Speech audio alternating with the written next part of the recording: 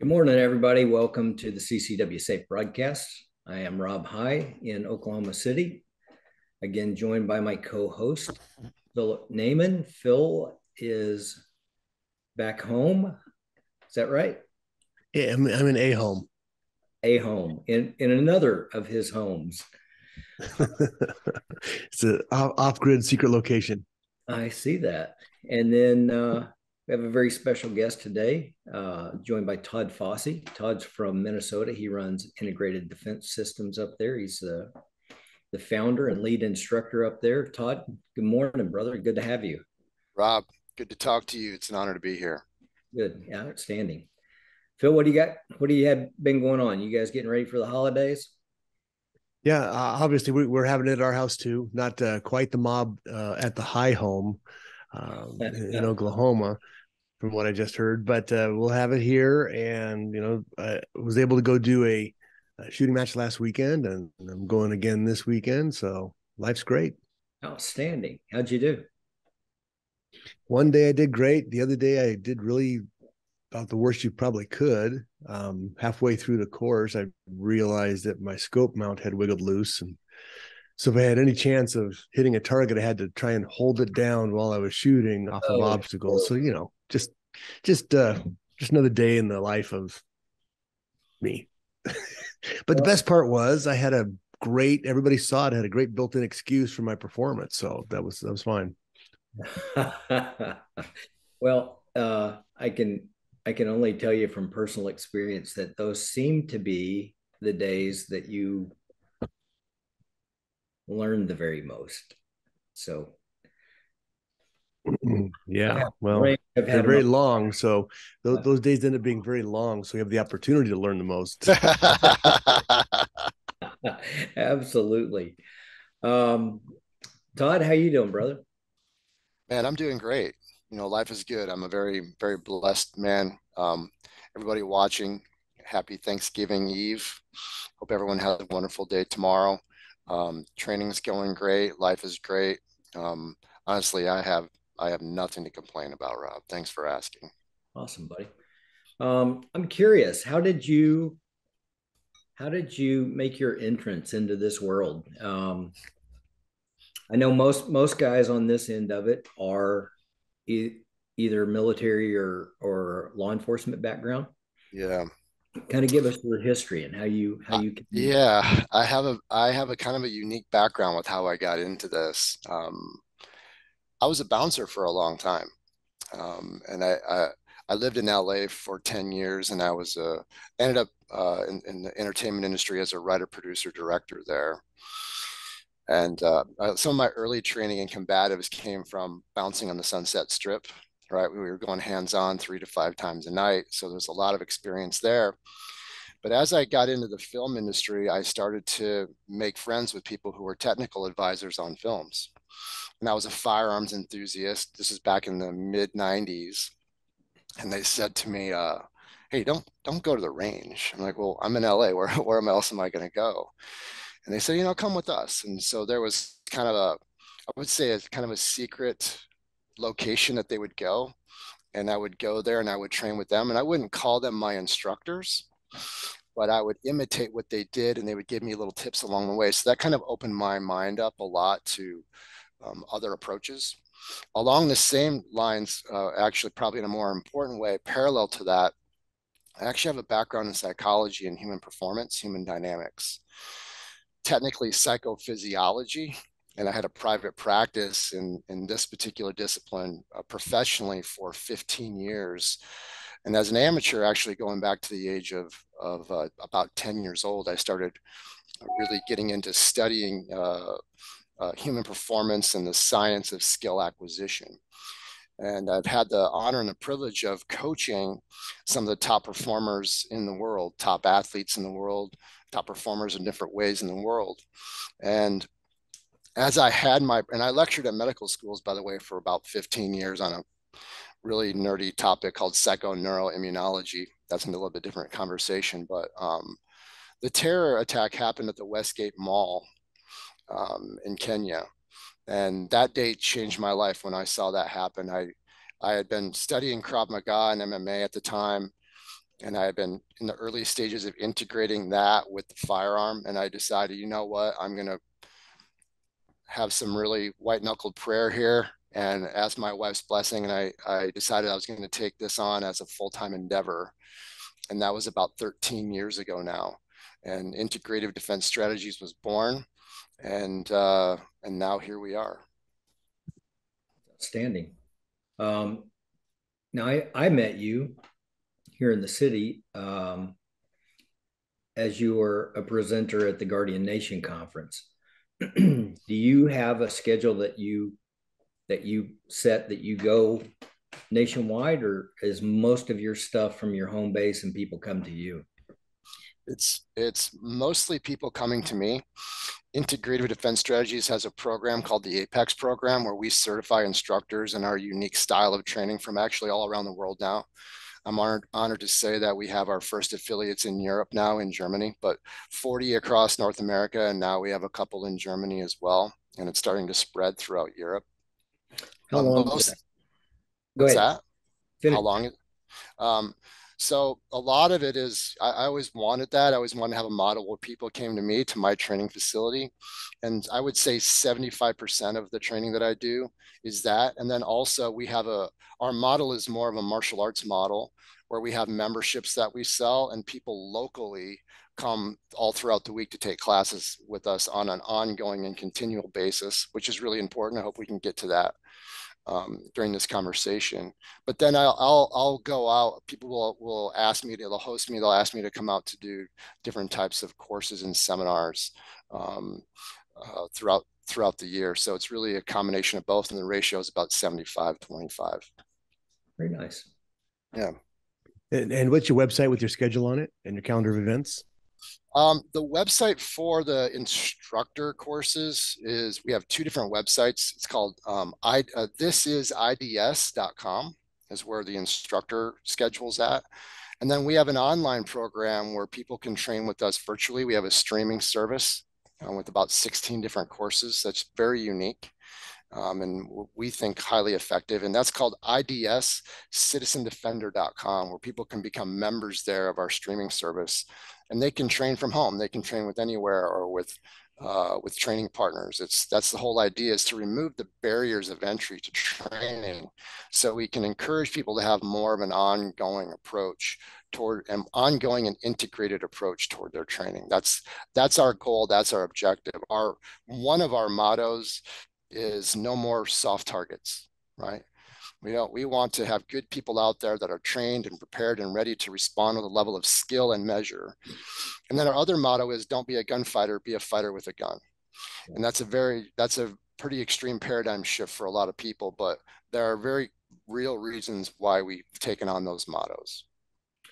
There's so many folks out there that have that false illusion that the presentation of a firearm is going to be enough to solve their bad situation. Yes. And this was really eye-opening the way it was presented to Phil and I. I was just going to bring that up. Yeah. But I couldn't count the numbers of times that I witnessed this as a police officer, where we were kicking a door in, serving a search warrant, going after a bad guy. You've got an absolute known real deal bad guy, and you come in and you're armored up and you're fully loaded and really ready to address pretty much any kind of threat that's thrown your way. And so it's a very aggressive, hard entry, and to go through room to room, and all of a sudden you've got 2 or 3 kids in a room that are playing video games that aren't even fazed by it. And Paul Sharp was the one that kind of articulated this, and he was talking about, these kids, the only thing that they were concerned with is you're blocking my view of the screen. I can't see my game. Yeah. They were that immune to that kind of stuff. And those very same kids, that's the environment they grow up in. And that's what a good portion of them grow up to be. And you point a gun at that kid, and he'll like, you know, kind of suck through his teeth, and you know, you ain't nothing, you can't shoot me. And that's a harsh reality to somebody that doesn't understand that that doesn't scare people. No. And matter of fact, And if you're not prepared to use, it may get used against you. So Yeah. yeah, and just to add to that, as police officers, you at least have a reasonable expectation of compliance, right? And we're seeing more and more cases all the time where people are being non-compliant even with law enforcement. yeah, So for a concealed carry holder, right, the expectation of compliance is probably, with my observation anyway, my anecdotal observation is that expectation is even lower for yeah, concealed carriers. yeah, for sure. Yeah. Would you?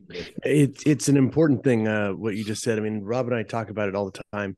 Be a fighter with a gun, not a gunfighter. And if something can be solved without the presentation of the firearm, you are way better off. Rob will get more sleep. Um, he won't be out flying around fixing things all over the place. So it's an important thing. Well, to take that a step farther, which is really one of the big motivations for what we do here at IDS, the primary design of our approach, we call it in the world of motor learning and skill acquisition, is called representative design, training design. We've built our design based on available crime statistics and raw data. And the crime statistics and data actually shows that if we remove the incidence of gang warfare, that the overwhelming majority of aggravated assaults are going to be an ambush style assault that are happening with an edged weapon or some type of blunt force weapon. So we have to remember that also there probably isn't going to be the time for us to present our weapon. We're probably going to have to fight our way to it, assuming that we're justified to do so. And to add to that, and I would say this is even more important, is that 80% of assaults are going to be simple assaults where people are reasonably in immediate fear of just simply bodily harm, not aggravated bodily harm or substantial bodily harm, right? Or a reasonable fear of death even. So that's really the prime. I could go on and on for days, right? But those are the primary motives for why we have that motto, be a fighter with a gun, is because you're probably going to have to understand how to work and have the sensitivity to work at contact distance so that you know how to conceal your weapon. You know how to conceal the intent that you have with it. So you're not telegraphing that intent, right? You know how to retain that weapon. You know how to access it, right? You know how to have a good base and a good foundation. You understand the principles of the fight. Yeah. And we do that all within our rules of engagement as citizen defenders. Yeah, That's the objective. That's a great point. Um, again, there's several things that are common themes on the show with Phil and I, and one of those comes from one of our founders from CCW Safe, Stan Campbell. Uh, always tries to get it in people's head to respond to this situation in the same way you would without a firearm. What would you do if you didn't Absolutely. have that? What would you do if you weren't armed? Absolutely. And if that is do your very best at de-escalating and removing yourself from that situation, that's the right call. Well, and Stan even developed programs for de-escalation. I mean, that was a huge emphasis for him about, and you, Todd, we're talking about you worked as a bouncer, and you probably realized early on that you could make any situation pop up handle the way you wanted it to. If you wanted to go hands on, you were going to go hands on because that's the way you push those buttons. And if you wanted to de-escalate it because you had a date later and you didn't want to have a black eye, then you went the other way. So there's a lot of control you have the way you approach a situation No, yourself as to that there's no outcome. question. My background is in behavioral sciences, and the psychology of violence and the psychology of violent criminals is a big part of what we teach. It's truly a multidisciplinary approach where all of these disciplines are interdependent upon one another. We don't put things in silos, isolated and disconnected and compartmentalized from one another.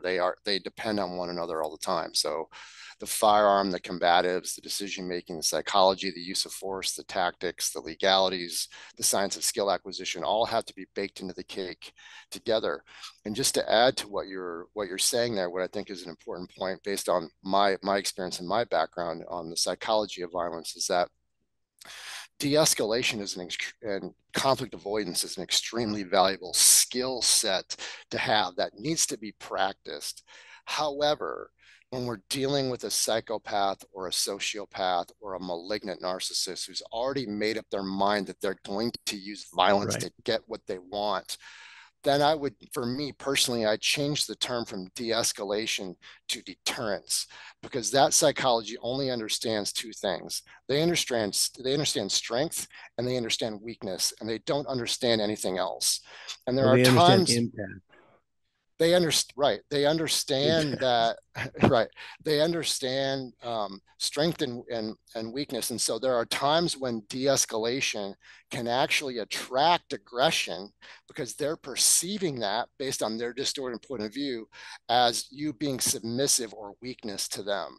So there's a time to have a really strong command presence where you're taking charge of that situation and you're deterring that. And you could define that as de-escalation too, right?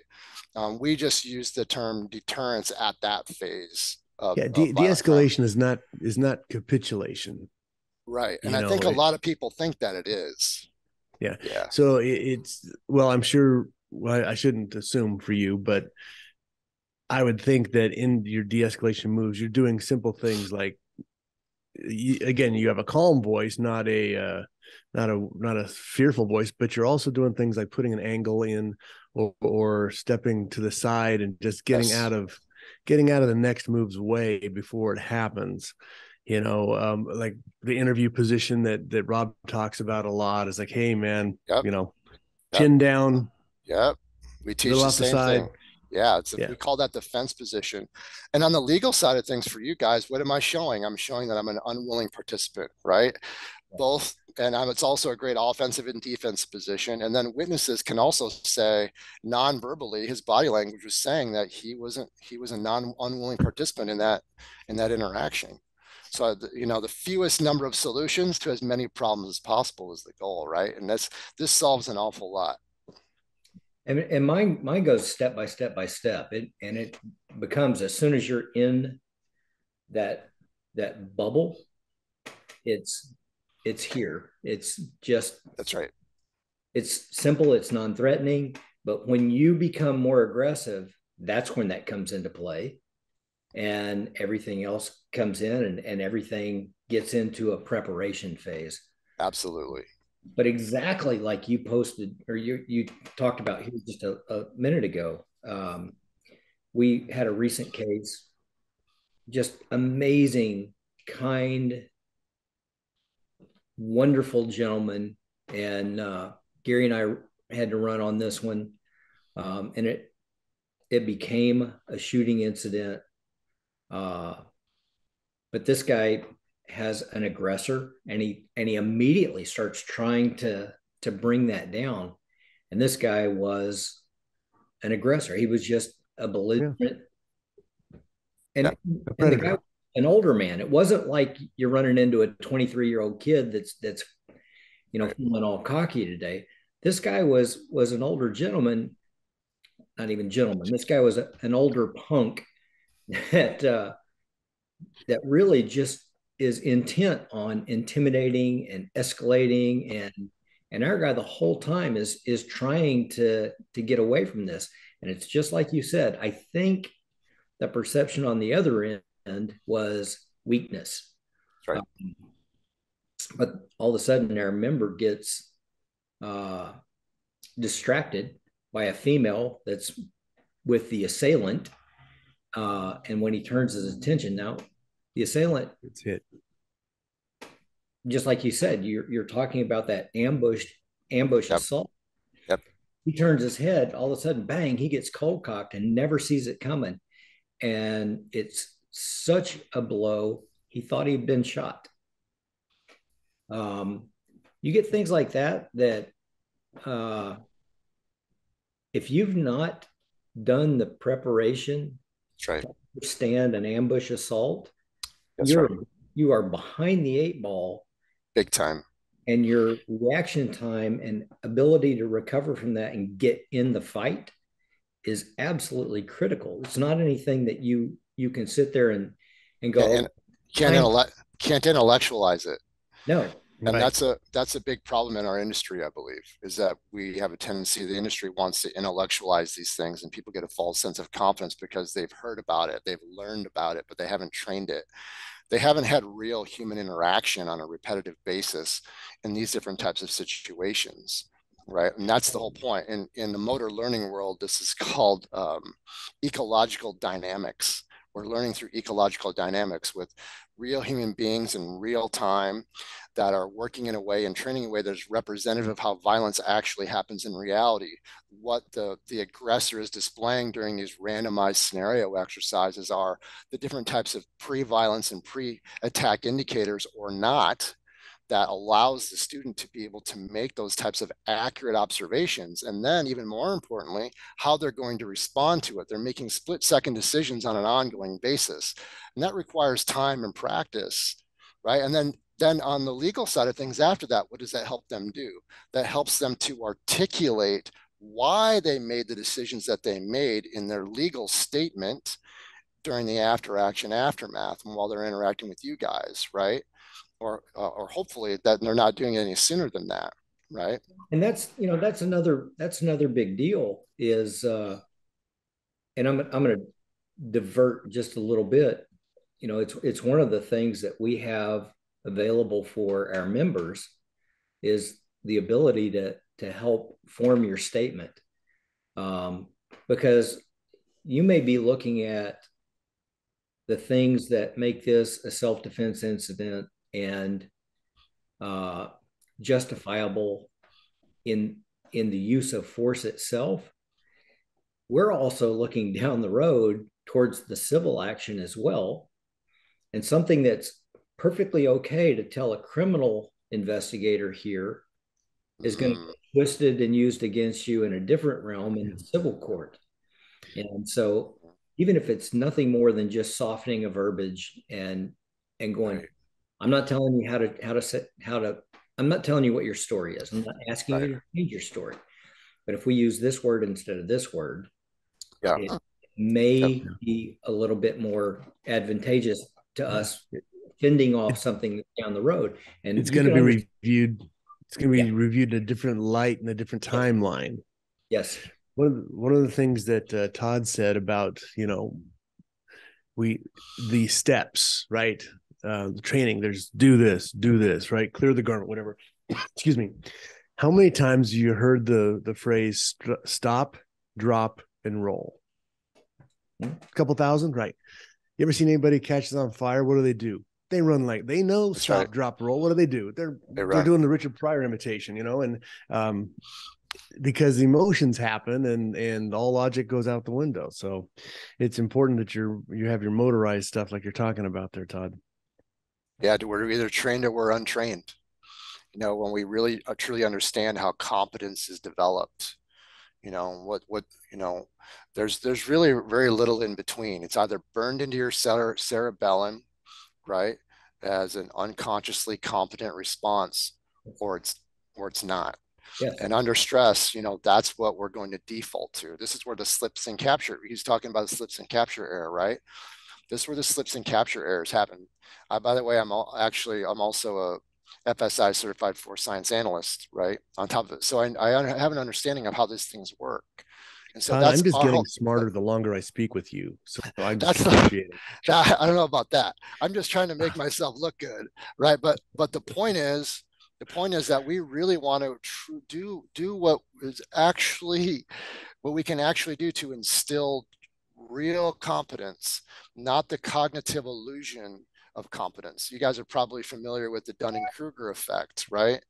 The Yes. Dunning-Kruger effect is a psychological phenomenon where low knowledge and low ability people suffer from what's called an illusory superiority. In other words, they believe that they're superior, their skills are superior to what it actually is. And then the other part of it is they suffer from what's called a metacognitive inability to recognize their ineptitude. So they can't see how bad they are at what they do, and they believe they can do far more than what they can do. They have a false sense of confidence. And There are this is the thing that, fantastic YouTube channels with those starring those guys all the time. It's amazing. Yes. yeah, on the other hand, there are fantastic YouTube channels that actually fan the flames of the Dunning-Kruger effect. And a lot of the training that's happening out there does the same thing because there's a payoff, right? There's a dopamine hit that people get when they have this illusion of success that they're having during a class. That doesn't give my belief is, from my experience, I want to give my students a real healthy dose of reality, but I also don't want to destroy their confidence. So I want to give them a healthy dose of confidence and a healthy dose of reality at the same time so that they can learn to understand and at least know what they don't know before they can move through all those stages of competence, right? Otherwise, we're just fattening, I call it fatten people up for the kill, right? I don't want to do that. Yeah. I want people to have a very real understanding of how violence actually occurs and what their actual abilities are. I think if you what I'm hearing you say is if you give them the reality up front, the confidence will come later, but they've got to realize where the starting point is. Well, and to add to that, on the motor learning side of things is I want them to solve the problem. I don't want to give them the problem and the answer and then have them solve that problem, that one problem and that one answer over and over and over again, right? The variables in violence, you guys know better than I do, are unpredictable and unrepeatable. Yeah. So if all we're doing is giving people repeatable variables and we're giving them the answer to repeat over and over and over again, well, what do they think? They're going to believe what? I'm good to go. Where in reality, these variables don't repeat themselves and they're very fluid and they're very dynamic. And the speed at which things happen and what our responses are going to be under stress and compressed time, and the level of force and violence, most people really aren't prepared for that at all. They really aren't. And usually when they believe that they are, because I've seen this literally thousands of times, those are the people who are the least prepared. You trained MMA back in the I 90s, so you probably had I still do. very awesome. You probably had people who came in from other very structured martial arts, and karate, or they have these katas, they have these systems that they go, Yeah. but the MMA side is chaos, and we've seen this time and time again. It doesn't mix well. There's tournament style fighting, and then there's in the alley, and Right. you see a rude awakening oftentimes. Yeah, well, that's because people are accustomed to dealing with preset variables, right? Right. They're in a predictable environment. The learning and performance environments, there's three different types. There's the predictable learning environment, there's a semi-predictable learning environment, and there's the unpredictable learning and performance environment. And then just to add to what you're saying, MMA is extremely close, but in the ecological form of learning, when we put a firearm on, that's a variable that changes the entire ecology, right? We have another saying at IDS that says that context dictates strategy. So it's not straight up MMA. We call it modified modern MMA, right? That has been adapted to self-defense specifically for the armed citizen defender. So those variables, those decision making is gonna the decision making around having that weapon on you and the decision making of self-defense and the rules of engagement are going to be very different.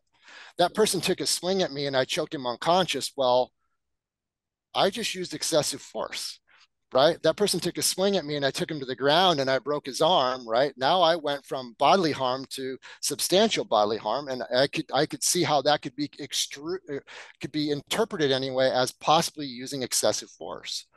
Or if I don't have any training at all and I panic in a self-defense situation where someone is throwing punches at me and then I don't know what else to do, so I go to my weapon, I have it taken away from me, or I go to lethal force because I haven't learned how to operate with all of my options within that full use of force continuum. Yeah, that's exactly the point. There's so many of these guys, and you just identified who they are that think that adrenaline is going to be the magic drug that makes them invincible, where they're going to rise to the occasion. Yeah. Oh my gosh. Yeah, you don't know me, bro. I see red, right? Yeah. Oh my. And their gun is the magic talon, right? Yeah. So they have the magic drug and they have the magic talon at the same time, and that's a recipe for catastrophe. I still get asked a lot why I don't make my primary carry style appendix. It's really comfortable as far as just standing in the office or anything like that. But so is a 3 o'clock position for me. But the thousands and thousands and thousands of reps that I have doing retention drills on my 3 o'clock far outweigh anything I've done in appendix. And the other side of that is I find when I go to the ground, appendix really hinders me. I need my hips. I need to be mobile. I'm a grappler. It's what I do. I know how to move on the ground, and it Yeah. really limits me. I've not found, unless I'm carrying a subcompact, I've not really found the firearm that makes that a comfortable option for me. I'm just I don't try to discourage anybody from carrying there. Yeah. Understand you can get to your weapon really fast. You got a really great, speedy presentation and first round on target and all of that stuff. But But it's not that much faster. no, it's It's not. not that much faster. So, And Well, I think exactly what you just said there, Rob, is you've got thousands and tens of thousands of repetitions from your. Why would you change, right? Unless you're just trying to make a flashy YouTube video showing off your abs as you pull up your shirt all the time. I mean, it'll increase our viewership, to add, to add to Rob, that, if you do start doing that. Yeah. to add to that, IDS, Rob will be familiar with what I'm talking about. And I just want to add to what he's saying based on what our observations have been here. IDS, my school is a lab. And all the students that come here know that they're lab rats. And so we're constantly working literally as a laboratory. It's a laboratory environment where we're challenging our own thesis. We're challenging our own ideas. We want to get to the truth, not just what we are selling. You know what I'm saying? Our priority is the preservation of life. And so what we found is that the appendix position conceals really well, right? And tends to be more comfortable and very convenient position. However, when we really get into the nitty gritty of how combatives happen, creating dominant angles is an important part of it. And it's very difficult to create a dominant angle that is optimal for retention when our weapon is directly in front. When we have a weapon at the 3 o'clock position, we can blade and we can create an angle that's optimal for it. We can also use the ground for retention. We can use the wall or a barrier for retention. And when we're talking, and I could go on for hours, right? But you get the idea. When we're talking about the appendix position, that's whenever I'm rolling with somebody and they're carrying appendix, I know I'm going to get their gun because I know they can't create an angle. No matter what position I go to, there's an opportunity for me to get my hands on that weapon. And so something that I want to point out, and I want people to know that I believe strongly in my heart of hearts that personal protection is exactly that. It's personal. You get to choose. You get to decide what is best for you. However, as a seasoned professional with a lot of experience and observation with this in lots of different ways and carry positions, I just want to share that so people can take that into consideration. And the past 3 o'clock is even worse. Right now, the retaining from behind, being able to access it, having it squared out on the ground or against a wall or a barrier becomes, and it's a very slow presentation at the same time. So these carry positions are things that take time for you to get pressure testing under so that you can make informed and educated decisions. Well, and the other thing, I mean, if a guy comes in and he throws an underhook and I go really hard heavy with an overhook and I crank it down It's right there. and I pull that arm down and I'm in the 5 o'clock position, I've just dropped his hand down to my gun. Exactly. It's the things that people haven't thought through, and it's an experience thing. We talk about the numbers of reps it comes for something to become autonomic. It's just, yep. It's not a conscious thought. It's just you do this, I do this. It's the way my body reacts and reflects. It just does it like this because it's done it so many times. That's right. And in in the martial arts realm or the wrestling realm, combat sports, the number that I'd always heard from when I was even little was 10,000 reps, 100 times a day for 100 days, and then it's yours. 100 times properly. Here's a metric for people to think about along those lines in the development of competence. In terms of the creation of unconscious competence, or the autonomic level that you're talking about, and at the neurological level, it's called myelination. People can look that up. If you're curious, if you want me to elaborate on that, I'm happy to do it. But in order for myelination and unconscious competence to occur, there's a couple of things I'd like to address with it. But the first one is a minimum of 20 minutes a day of practice for 12 consecutive weeks per skill. Yes. Per skill.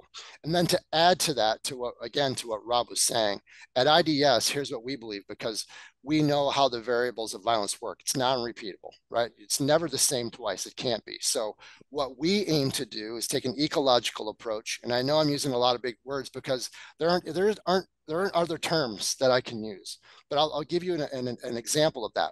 Our goal is to have repetition without repetition. In other words, we are utilizing a principle without repeating the exact same thing every time, because the variables are not going to be exact. So what we want to develop is what we call feel and flow. You have to have the level of reflex. You have to understand the feel and flow of any fight. It doesn't matter how small or microscopic that level is, all the way out to the macro level of large scale warfare. The feel and flow and the principles of any fight are exactly the same. So, and I'll tell you what those principles are, right? The 4 principles of winning any fight are going to be distance management, timing, transitions, and dominant angles. And then we have all the nuances in between. How are we ever going to learn to develop those principles or understand the interactions of those nuances when we're standing across from a silhouette target over and over and over again? So our belief is we want 95% of our training to be with an inert weapon, like a SIRT pistol, about 2.5% of our training to be with NLTAs like simunitions or other forms of NLTA, non-lethal training ammunitions, right? Like UTM. And then 2.5% is live fire, because live fire is so limiting. And that way we can validate our weapons flow and our feel with the live weapon while we're still getting this full breadth and depth of integration as the majority of our time in training. That's the goal. That, again, to repeat myself, that's the goal and that's the objective. You're either trained or you're untrained, and there's very little in between. Yeah. Do you have live fire range out at your farm? Not on my farm. I have one 5 minutes away. Okay. That I'm a member at. And then there's a place here in Minneapolis. It's called the Scale Regional Training Facility, which is a law enforcement and military training facility that I have a contract at. And so they have a 60,000 foot square or 60,000 foot shoot house and a 5-story burn tower and high tech ranges and mat rooms. So we do a lot of our training either here at my location or over at that Scale Regional Training Facility. And then a lot of my personal live fire practice happens at the member range where I'm a member at, just 5 minutes from where I'm standing. Nice. Very nice. When you do, because this is really interesting to me, and I want to know a little bit more about it. Your online courses, kind of explain to me how those work. Yeah.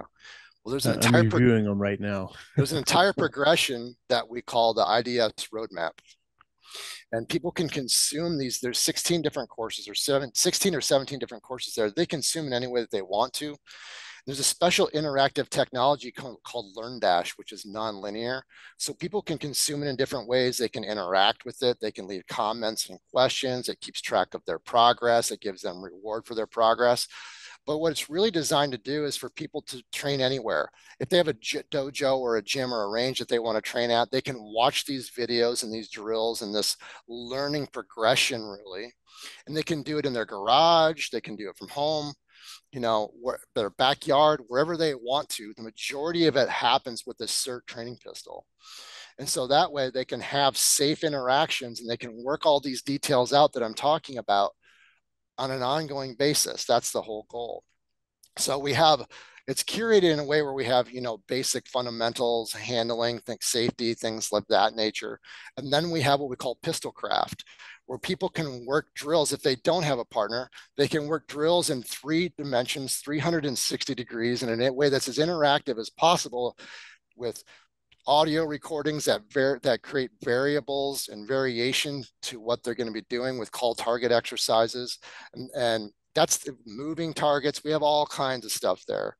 That's what we call the pistol craft section. And then we have what we call the weapons-based combative section, where we're teaching people weapon retention, clinch fighting, grappling, wall work. We have edged weapon defenses, impact weapon defenses, things of that nature, so that we can really get a true understanding of how all these different dimensions work. Detect, deter, defend, understanding the 5 stages of violent crime with partners, so that you can do role plays and understand how these things actually work with integrated combatives along with your pistol craft. So again, truly an ecological approach that's done in a streaming service, a membership service that people can do online. I've never seen anything else out there like it. We're very proud of it, and we're always looking for ways that we can improve it every single day. That's really cool. I'm interested in looking into that. It's idscitizendefender.com is the website. How about well, if you forget that, if you forget that and you go to thisidids.com, because it's got less letters for people like me, you can get to that site also. It does put you over there. Thank you. Thanks for pointing that out. So This Is IDS website is for people who are interested in becoming instructors. And then the idscitizendefender.com is for the end user who's looking to do more autonomous training at home. Very nice. And I just signed up. Oh, great. Thank you. In doing your instructor level courses, how many of those do you do annually? What's your class size? Kind of give us a rundown on how you set that up. I do between 12 and 15 annually. Okay. So about 1 a month, about 1 1/4 a month. We have 8 different levels of certification. Each certification course lasts for 3.5 days, and they're 10-hour training days. So they're getting 35 hours of training per course, and they work their way all the way up from level 1 all the way to level 8. It's a very in-depth course. Most of the people that we attract to that course are people who are really either they're firearms people that are looking to supplement their firearms training with the integrated combatives, or they're people who have a background in MMA or Krav Maga or other martial arts that want to integrate the firearm and take all these things and put them together. To us at IDS, these disciplines are indivisible. To me, the combatives is firearms training, and the firearms training is combatives training. They go hand in hand. Well, it's the numbers. We got so many people out there that have watered stuff down so incredibly, overwhelmingly, that so many people don't understand that martial arts are military arts. They're fighting arts. That's right. That's all it is. And all of those are the same. That's why I really I'm envious of the name for your stuff. Integrated defense systems. Yeah, integrative. Yep. So it's not layered, right?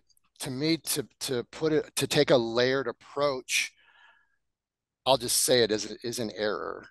Instead of creating a layered cake, blend all the elements together so they are interdependent upon one another. I wouldn't brag about taking a layered approach, because now you're admitting that your approach is fractured, right? The part is not the whole. We want to be careful that there's a correlation, so it's easy for instructors to claim that the part is the whole because there's a correlation, but there's not. There's no correlation if they're training these things separately. It just doesn't work that way. Well, and I like some of your other approaches too. I was a high school wrestling coach for a long time, and blessed enough to be in really talent rich programs. I've been out for 2 years now, but our last group of kids that I was involved with, there's 8 of them wrestling at the college level right now. But we always referred to our practice room as the lab. Absolutely. Because we don't just do step A, step B, step C, step D. We give you unique, horrible starting positions. You know, you're the defensive wrestler right here, but we're still in a neutral position. But he's in on a single leg and he gets it however he wants. Right. And we got 30 seconds for somebody to score, ready, go. Yeah. And the great thing about the lab is in challenging your own thesis is that way you're always evolving, right? If we look back at what the firearms training world, let's just use that for example. And we look back 20 years ago, we say, well, that's some outdated old school shit, right? Well, guess what? What we're doing right now is also outdated and old school. And some of it is actually 50 or 60 years old that we're still doing today. Our goal is to say, never be satisfied with where we're at. How can we grow? How can we evolve? What's new information that we have? As instructors, the analogy that I like to use is my wife works in surgery every single day. She trains surgical teams. And if there's a surgeon or a surgical team that is out of date with their methodology from 18 to 24 months, they get sued for malpractice. Well, we're doing the same shit. Sorry. We're doing the same stuff that we were doing 40 or 50 years ago. Yeah. And the stakes are just as high for us. And my wife would say, your job is harder than ours because we control the variables. Yes. And you don't. But the stakes are just as high, right? Life and death are the stakes. So this is why we're so passionate about making sure that we are on the absolute cutting edge of our knowledge and our ability. And we're seeking out that, I seek out who are the top motor learning experts in the world. How can I interview them? What are the books that I can read? What are the conferences that I can attend that gives me the latest information so that we can really stay on top of it? Well, that's another aspect of it. It's one thing to put yourself through the physical grind and learning and doing these things, but also the mental aspect. And it was something, we've talked about this on the show before. Phil and I have discussed this at length. The psychology in your preparation, and that's right. The guys that compete at the very highest levels. The last time I competed internationally, I was, and this didn't account for anything as far as my cardio or my strength training, but my on the mat practice was about 20 hours a week. That's a lot of time on the mat. Mm-hmm. That's a lot of wear and tear on your body. You can't really press a whole lot more onto your physical body without causing overtraining and damage and starting to break down and actually becoming worse. But I can do the mental reps, and I can learn how to do mental preparation. And it's something I taught. I was the training coordinator for the largest police department in Oklahoma, and I ran that for about 9 years. And it was something I always stressed with our recruits was to put yourself mentally, just sitting in, whether you're sitting in the dark or whatever, laying in bed, getting ready to go to sleep, and put yourself in the very worst position you could possibly think of. You walk in and this happens. How do you respond? Absolutely. Because if I've responded previously, I'm not nearly as likely to go into the freeze portion of fight, flight, or freeze when I hit it for real. That's right. Very well said. It's just one of those that is, preparation is everything.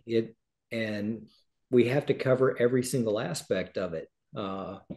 So I love that you guys are going towards the mental preparation as well. So it all goes together, right? We those things that can't be separated. You know what? One of the things that the science is showing that we can do is we can decrease the amplitude and we can scale training larger or smaller. So we can increase the amplitude and we can increase and decrease the scale. So I'm 52 years old. I think I spend about 15 to 20 hours on the mat right now still. And when I roll, I usually have most of the time, three quarters of the time, I have a training gun on when I do. There are reasons for that, but the point I'm trying to make is now, especially at my age, I'll with my training partners, I'm like, listen, I just got a map here. Like I just have to work really super light. So at least I'm getting some feel, but it's important that my body is recovering right now and my mind too. But I still want to get my touches, right? I still want to get the reps without the reps at the same time. So that way I can be, and I'm encouraging others too, right? That way we can be sustainable over a long period of time. And if I have an injury or I can't get on the mat, I'll go watch class or I'll do the mental training that what Rob was talking about. And that way we're always staying on top of it.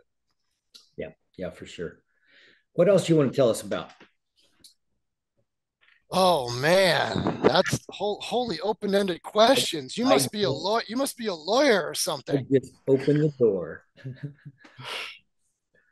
I want to talk about. Here's what I'd like to talk about. I'll speak from the heart. I'm going to ask that the firearms training community opens their mind. I'm going to ask that they steer away from training with a trainer just because they happen to be an online celebrity or that they happen to be status. I like to call it evidence over eminence. I'd like to challenge the firearms training community to challenge their own ideas and to challenge their own thesis and to take a look at what are the realities of violence.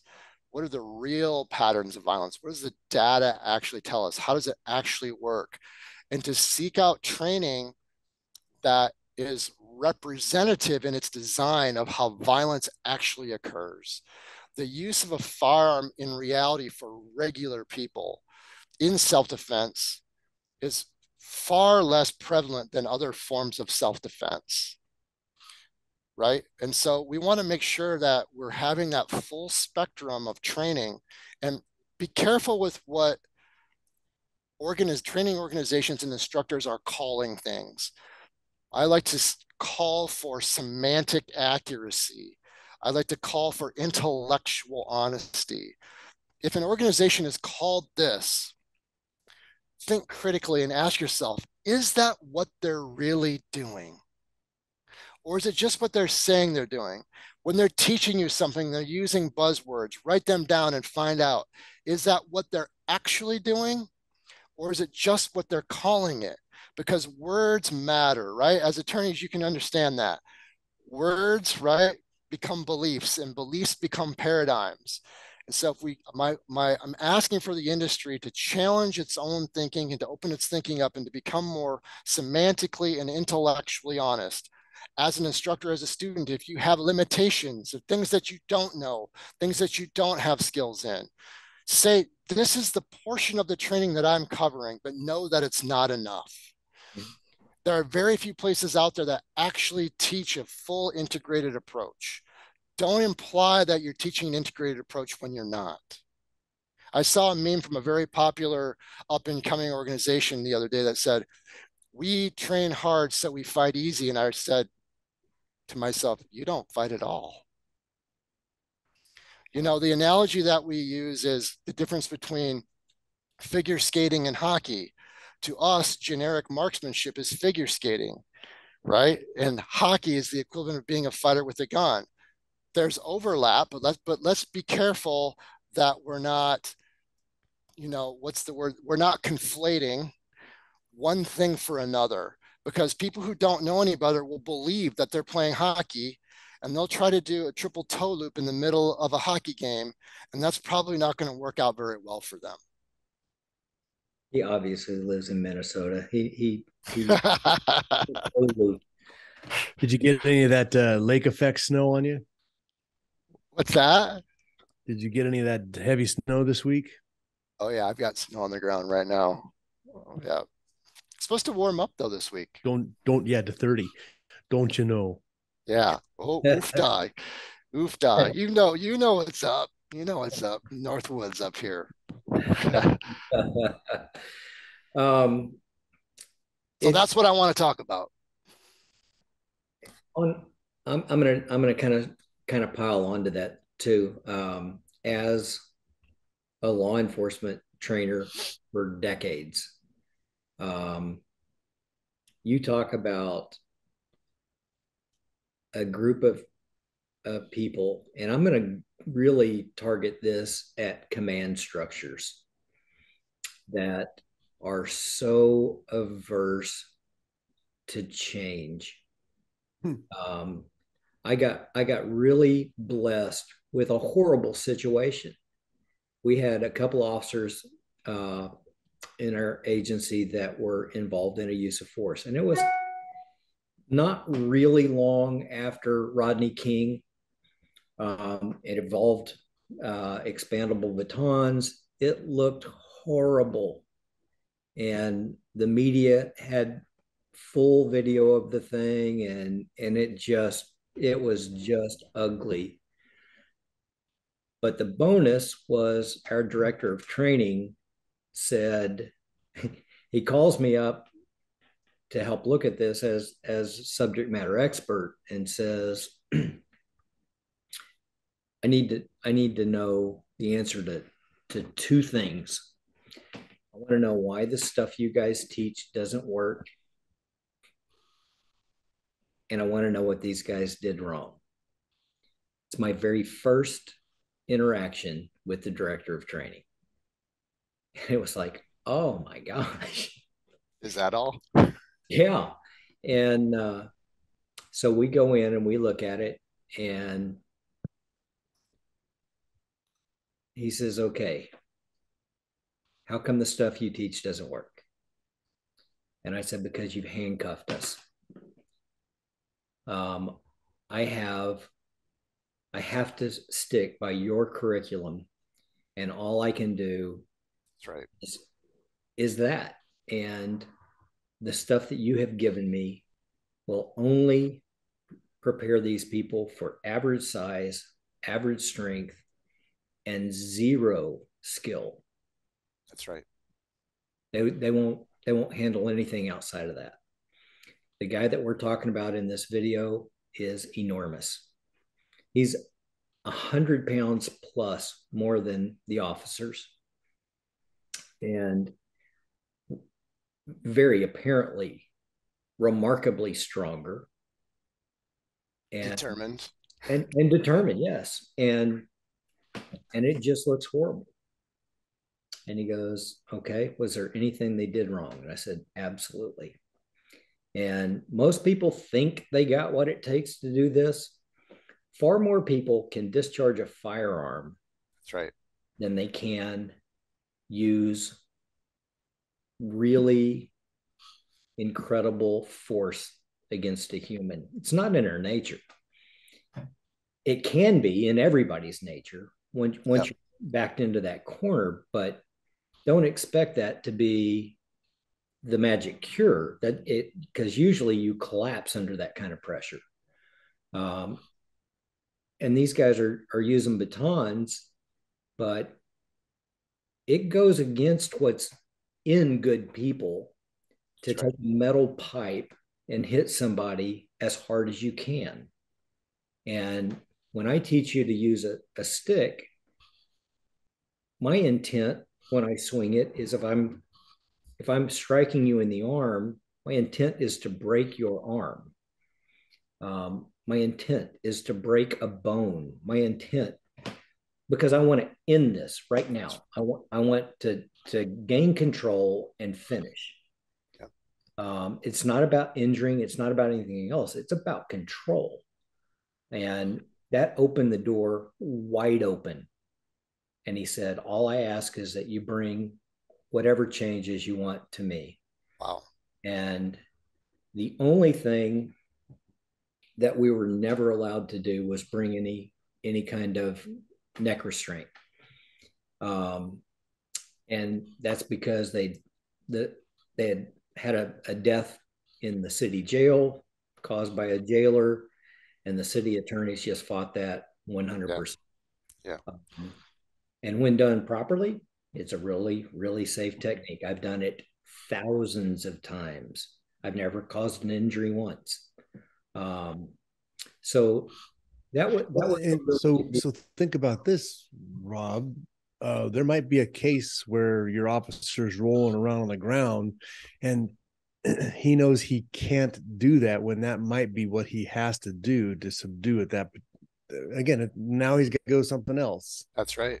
He's got to go to something higher than what he can actually do, right? So he actually creates a higher level of force. Well, for us, it wasn't absolutely forbidden, but you had to be at lethal force.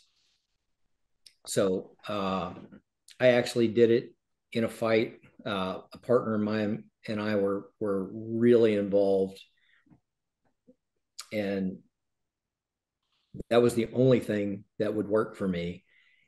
And I can articulate my ability to put that into place because he's trying to pull my partner's gun out of his holster. You know, my partner the whole time was going, Rob, he's trying to get my gun, trying to get my gun. Easy enough. And I still had blowback from command saying, you can't do that. And I said, trust me on this, run it up the chain. I can do that. Absolutely. I can do this. The other choice was shooting the guy in the side of the head. That's where I went with it. And I said, I need you to do this for me. You let me know if your preference is for me to never ever do this again, and I won't. But next time I'm going to hit him in the head with a 45. I'm going to shoot him dead, because that's where we were at. That was the only other option right then. Everything else we had done over and over, as you can see in the report, it's well documented. Everything is articulated. It failed. It did not work.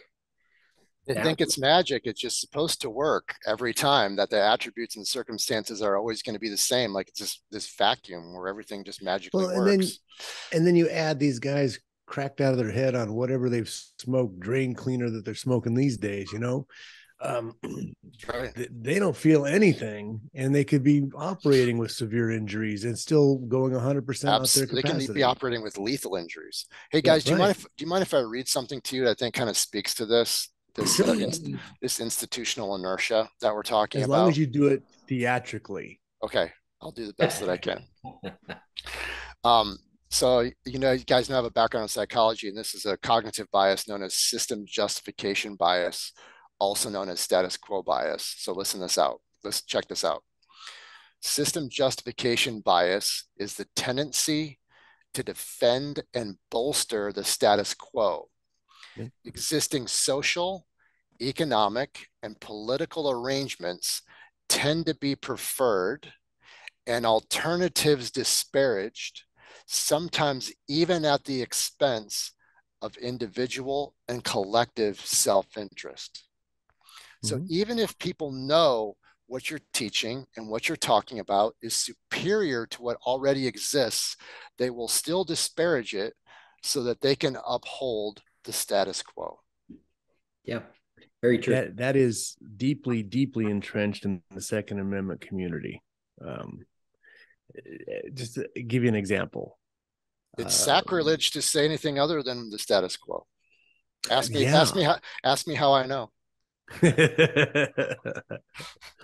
Yeah, it is. And you know, so I like long range shooting, and I like to create things, meaning cartridges. So we do wildcatting and, you know, kind of dreaming, what if this could do this? Oh, how do we design that? And I like that. And some of the blowback you get is why, you know, you can do it with a 308. It's like, well, that's that, you know, this is better. This does have more options. This can do this. Why? You don't need that. It's like, well, I didn't ask you that question. Exactly. We're creating something different. Exactly. Let's continue to grow. Let's continue to innovate. Let's challenge the fringes of the status quo. Why not? You know, there's this really weird thing that people get insecure when their axioms are challenged. And I say, hey, challenge my axioms. I want to challenge Yeah. my own axioms. Is it okay if I challenge yours? You know, This is the idea, right? and socially, I mean, we also call that like crab pot socialism, right? Big time. Where Yep. so you've got the crabs, you don't need a lid on it because one crab keeps pulling the other crab from coming out of the pot, and makes it easy for the fisherman. He doesn't have to control everything; they control themselves, pulling each other back down on top of themselves. That's right. Getting back to what Rob was talking about, for now, I think law enforcement to me is the best example of it right now. But I think it spills over into self-defense for non-law enforcement as well, is the fact that society as a whole, I believe, needs to start having a more realistic expectation of human performance under extreme stress, in compressed time, under horrible circumstances. We've really been trained by the media that everything should look perfect at all times and that execution should always be perfect. And that's just not reality. And I think that it's unfortunate that law enforcement, well, by the way, I'm fairly critical of law enforcement training, but because I care, you know, that law enforcement is one of the few professions where you can actually go to prison for doing your job the correct way. I don't think that people understand that, you know. So we have to offer support and training, but we also have to have a realistic expectation for even the most well-trained with all the best attributes in the world, perfection. If everyone in law enforcement was a Navy SEAL, that's another conversation. But it's still an environment where perfection under those extreme circumstances is going to be extremely rare. And there are, forces out there that want to jump on every flaw and turn it into this thing that it's actually not. And so it's important. It's one of the things that I want to get at with why I'm so excited to work and have. I'm a member, by the way. Why I like to work. I call it working with you. I think of you guys as my team because I know I don't have to educate my defender because my knowledge and skill and experience is going to be far exceed his or hers. Now I have a team of people who understand the feel and flow. They understand the force science. They understand use of force. So now I can go, okay, I can articulate myself fully and know that my defense is going to understand what I'm talking about. Yeah. And to me, like in the communities that I run in, like that's why I'm pushing you guys so much out there. It's like, guys, you understand, these places that you have insurance with, they can't track what you're doing. They can't track what your decision making was or what your statement is actually saying. You need to rethink this and take a look at CCW's sake because these guys go hands-on. These guys have that background and they are a premier, I call you guys like similar to IDS, you're like a premier boutique that actually cares and gets into every detail and they understand things with a depth and breadth that others in the industry don't. I wish, and there'll come a day, but it's going to be years down the road. There'll come a day when people will be able to hear from this most recent member that we went out with. That's all he kept talking about is you guys are here. I can't believe right. what you've done. I can't believe you're doing this. I can't believe I talked to Don West. I can't believe this is the care. I feel so at peace now knowing that it's not just you're there to pay for this, you're there to help. You're there, you understand what I feel. That's a big deal. That's a big deal.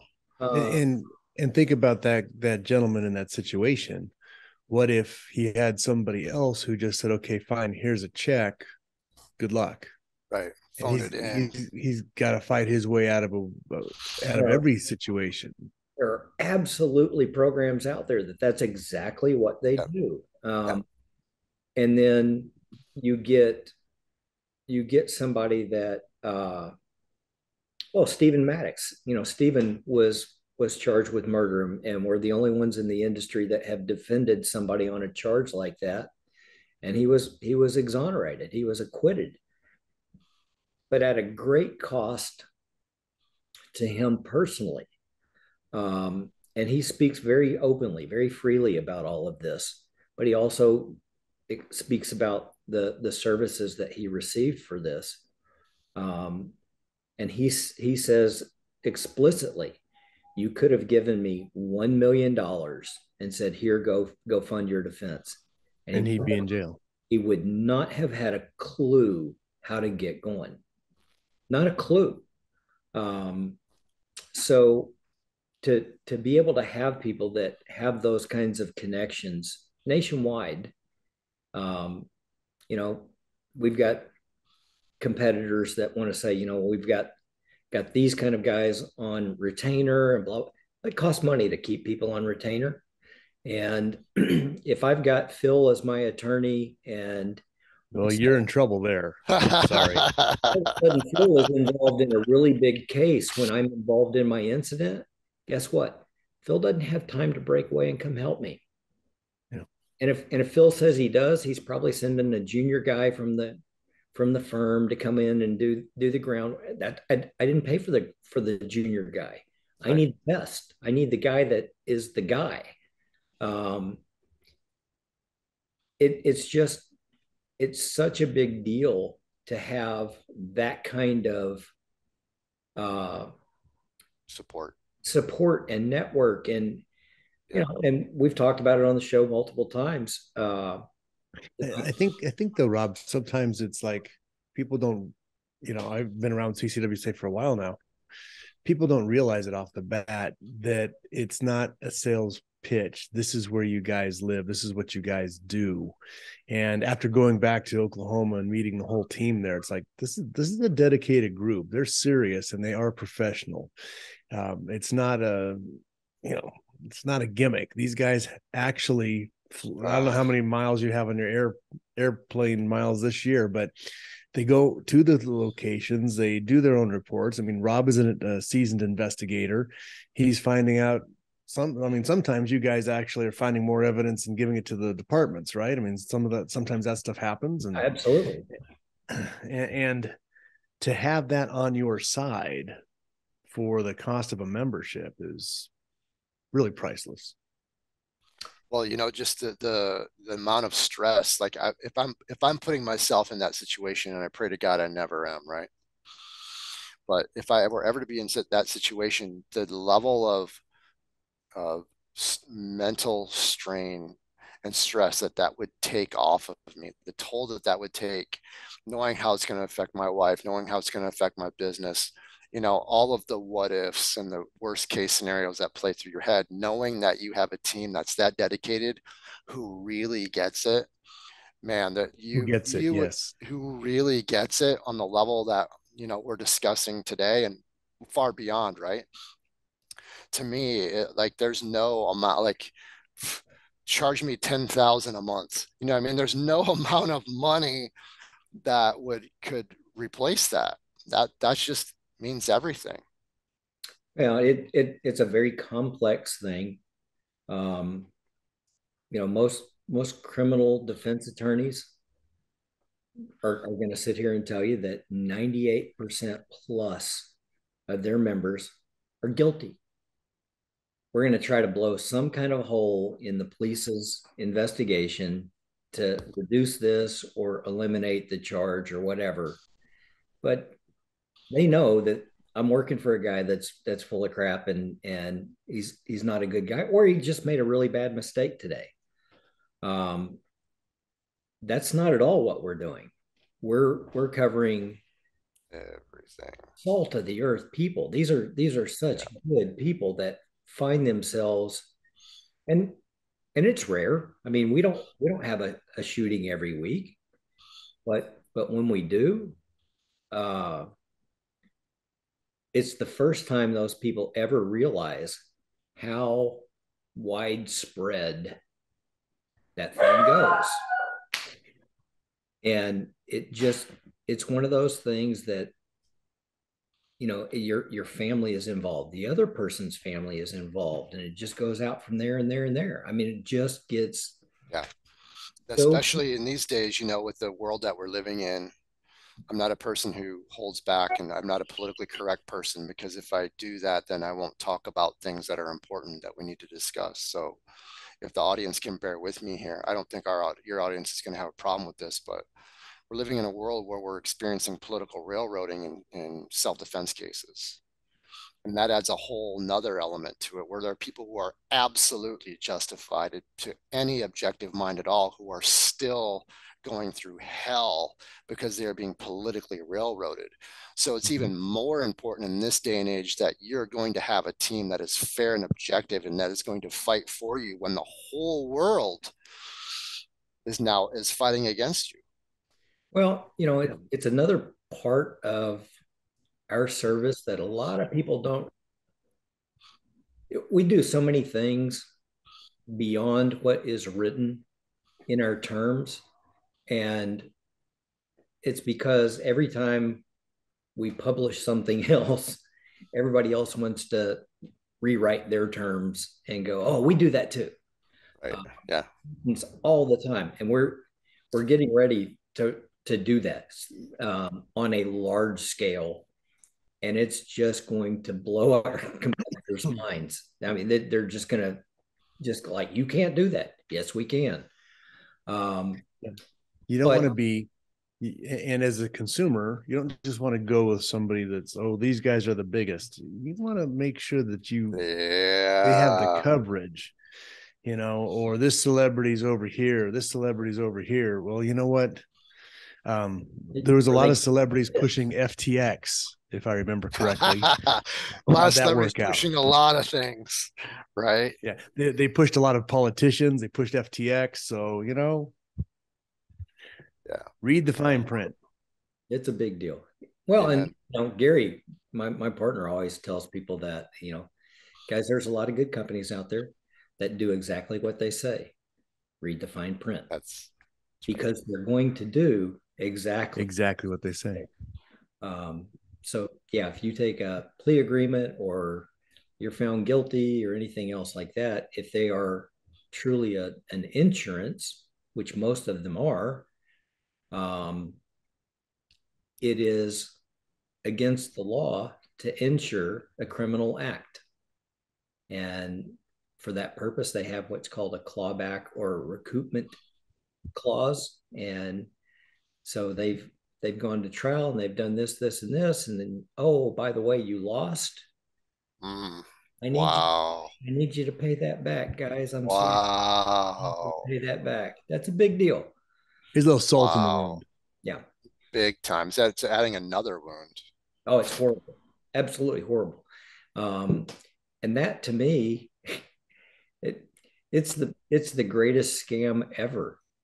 Uh, yeah, we're going to take Yeah. care of you Yeah. as long. So what's their motivation? It's a built-in conflict of interest, right? It's Yeah, a win-win for them. you have a bias to deny, and so if you don't have to cover them, you're not going to cover them. It's just crazy. Wow. So yeah, it's a big deal. I'm incredibly honored to to work for an organization that's like this, but even more so, our entire ownership group are personal friends of mine. I was a member before I was an employee. And when that opportunity came for me, I immediately pulled the plug in law enforcement and jumped. I've never worked for a better organization ever. It is just it's just absolutely cream of the crop. The guys that are driving this ship are so forward thinking, and when these new terms come out, it's going to be so exciting because people are going to go, they do that. Yeah, Wow. yeah, they do. I can't wait to hear about that. Yeah, it's going to be really cool. It's exciting. Phil, you got big plans? Everybody coming to your place? What's going on? We are hosting. So, like I said, I think we have about a third of the people that are showing up at yours, but it's still a big money. We got 17 people coming. So That's So that's, awesome. which is big for most people, but all of a sudden I'm feeling like I'm underperforming. You got 45. Rob's getting everybody feeling insecure. Well, we've got we got 4 generations worth, so Wow. it's stacked deep.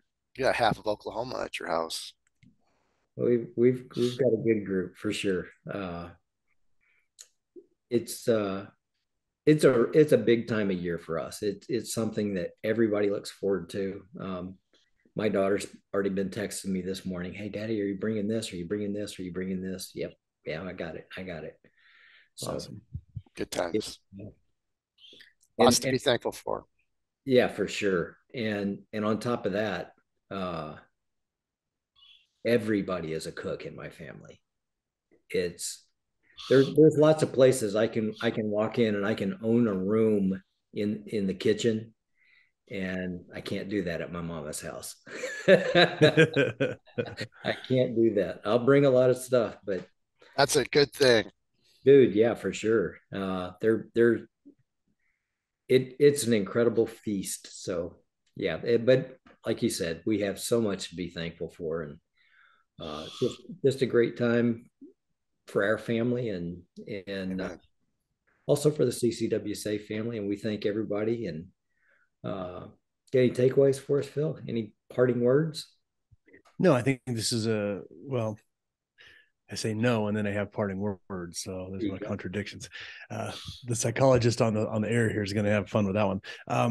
I think it is important that, and I'm finding this for myself personally, that the kind of the next evolution in my training, because it hasn't been integrated from the start, is the retention side. I'm actually doing active things in January. I've got 2 sessions, couple day sessions that I'm doing in January. Focus on that because I don't have a law enforcement background. I've never trained gun retention. I've never wrestled with a gun on my hip before. I don't want to have to in real life, but um, yeah, I'm putting myself through 2 sessions in January just to bring myself up where I need to be It's a good start, brother. because I wasn't integrated from the beginning. There are, there are case reports that suggest that 31% of violent encounters end up on the ground. Oh yeah, yeah. 60% of those are by accident. 40% are intentional.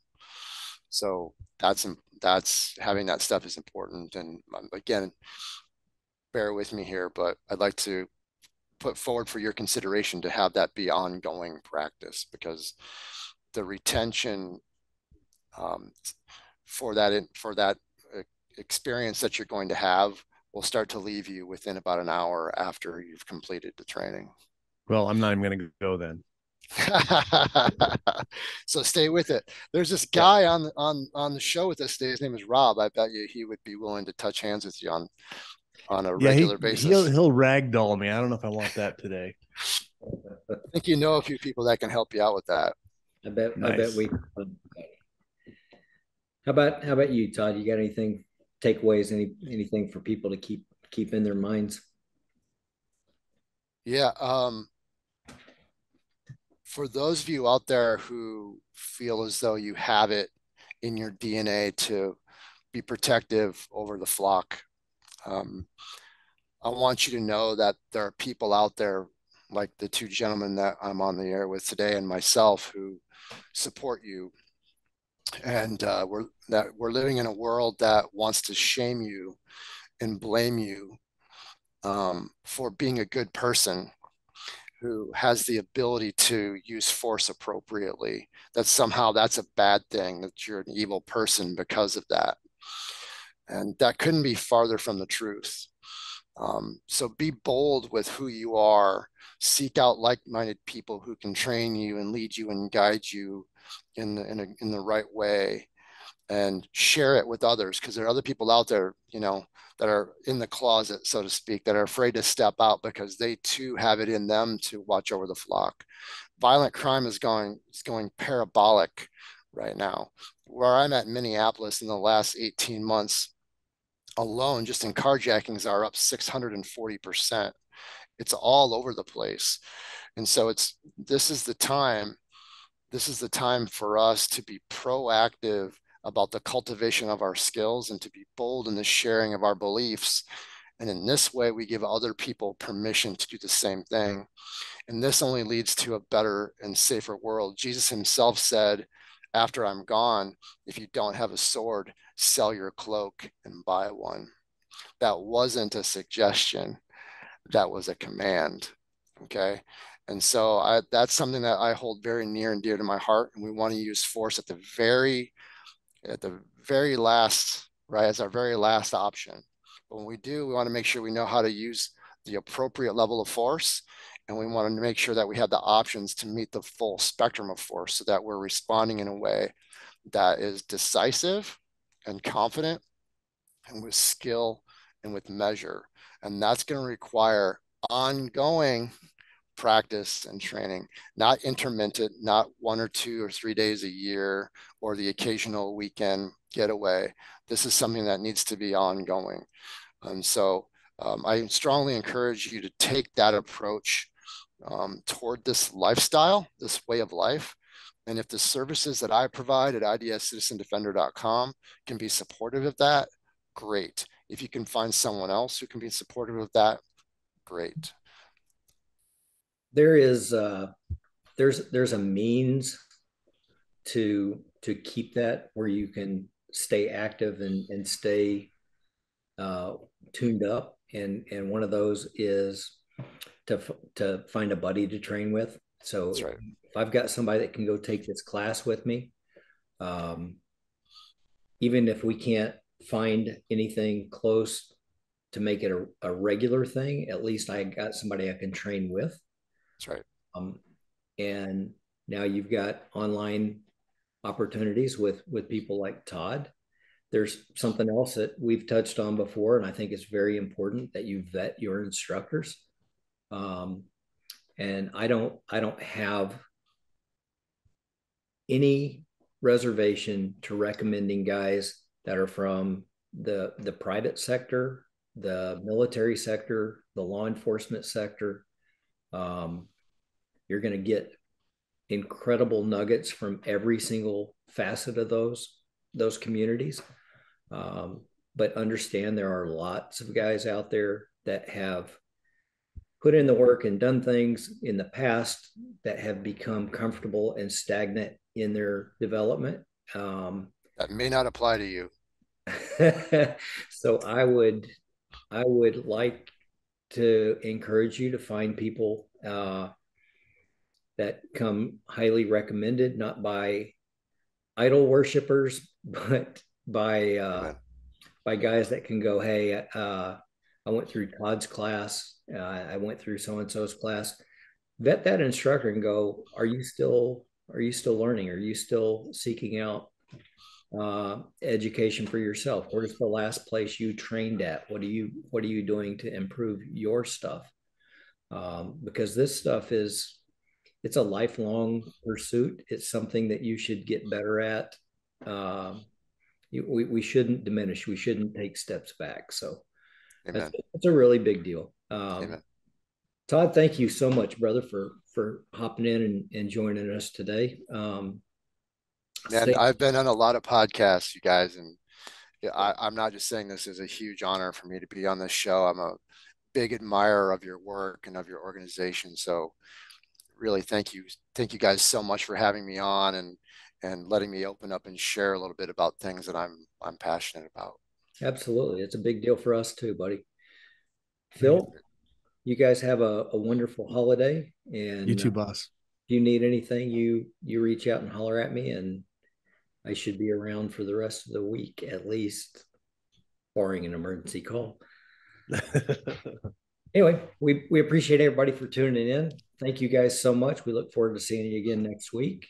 And so long for now.